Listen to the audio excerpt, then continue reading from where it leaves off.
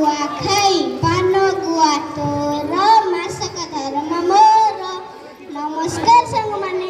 ଇଂରାଜୀ ମାସ ଭଳି ହିନ୍ଦୁମାନଙ୍କର ମଧ୍ୟ 12ଟି ମାସ ଥାଏ। ତା ମଧ୍ୟରୁ ଅଷ୍ଟମ ମାସଟି ହେଉଛି କାର୍ତ୍ତିକ ମାସ। ହିନ୍ଦୁ ଧର୍ମରେ କାର୍ତ୍ତିକ ମାସକୁ ସବୁଠୁ ପବିତ୍ର ଓ ଧାର୍ମିକ ମାସ ବୋଲି ବିଶ୍ୱାସ କରାଯାଏ। କାର୍ତ୍ତିକ ମାସର ପୂର୍ଣ୍ଣିମାକୁ କାର୍ତ୍ତିକ ପୂର୍ଣ୍ଣିମା ବୋଲି କୁହାଯାଏ। ଏହି ପୂର୍ଣ୍ଣିମାର ଉତ୍ସବ ଏକାଦଶୀରୁ ଆରମ୍ଭ ହୋଇ କାର୍ତ୍ତିକ ପୂର୍ଣ୍ଣିମା ଦିନ ଶେଷ ହୋଇଥାଏ। କାର୍ତ୍ତିକ ମାସର ଏହି 5 ଦିନର ଉତ୍ସବକୁ ପଞ୍ଚୁକ ବୋଲି କୁହାଯାଏ।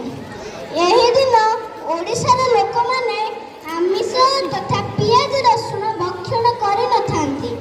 ପଞ୍ଚୁକର ଏହି 5 ଦିନକୁ ଅତ୍ୟନ୍ତ ଶ୍ରଦ୍ଧା ଓ ପବିତ୍ରତାର ସହିତ ପାଳନ କରାଯାଏ।